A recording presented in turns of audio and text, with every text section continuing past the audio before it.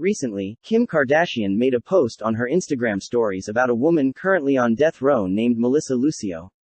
Melissa Lucio was convicted of capital murder after the death of her 2-year-old daughter Mariah.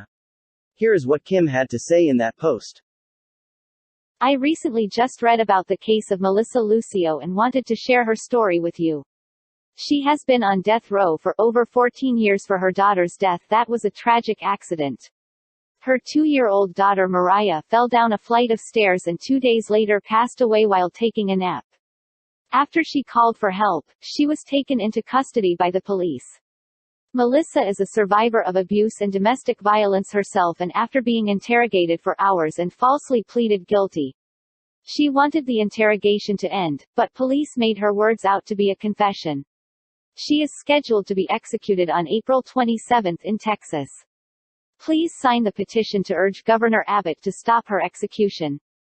It's stories like Melissa's that make me speak so loud about the death penalty in general and why it should be banned when innocent people are suffering. For background on this case, in 2007, Lucio had 14 children, and 9 of them lived with Lucio and her boyfriend, Robert Alvarez. On February 17, 2007, paramedics were called to the Lucio residence because the youngest child, 2-year-old Mariah Alvarez, was unresponsive and not breathing. According to the Cameron County District Attorney's Office, Mariah was found at the home with signs of abuse on her body. She reportedly had scattered bruising, bite marks on her back, patches of hair that had been pulled out, and a broken arm. According to Lucio, 2 days earlier Mariah had fallen down a set of stairs, leading to her injuries. Mariah was pronounced dead upon arrival at a local hospital. It was later determined that Mariah's arm had been broken 2 to 7 weeks before her death, and an autopsy also showed a head injury and bruising of the kidneys, lungs and spinal cord. While Kim refers to the fall as a tragic accident, Melissa Lucio's daughter, who was present on the night of the murder and lived in the home with her mother and younger sister, has a different story to tell.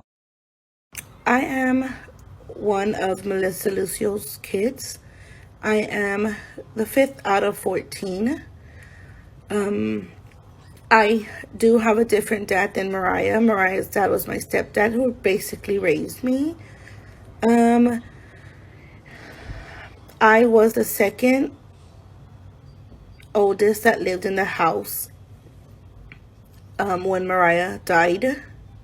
I am the second oldest that lived in the house when my sister died. And you know, with the Hulu documentary coming out, the siblings that lived in the house are now all of age except for one of them. I think she's gonna turn 18 this year. But we all realize now that we have a voice. We know the truth that went on in the house.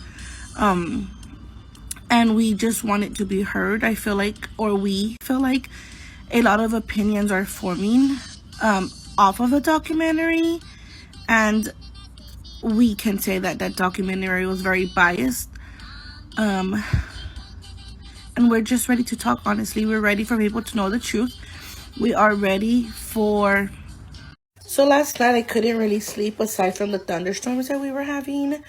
But I was really confused about what I want to say about the whole scenario. One thing for sure that I want noted is that my brother and I were both interviewed for the documentary, but because we let Sabrina know that my mom was very abusive towards my sister, that wasn't included in the documentary. Mine and my brother's interview. My brother was in the documentary from what I've seen, but his interview wasn't included at all. He was just sitting next to my sister. Another thing is Sabrina keeps in every interview reiterating that none of the children in the home, I guess, told her that Mariah was being abused, but I have evidence that we... So I'm on break right now, but I wanted to continue what I was saying earlier. I have screenshots from my old Facebook when Sabrina was trying to set up a time to interview us.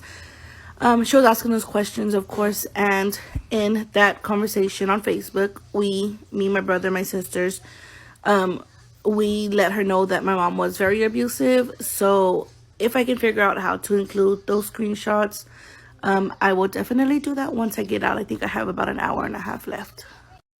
So these are just a couple of the messages I could find.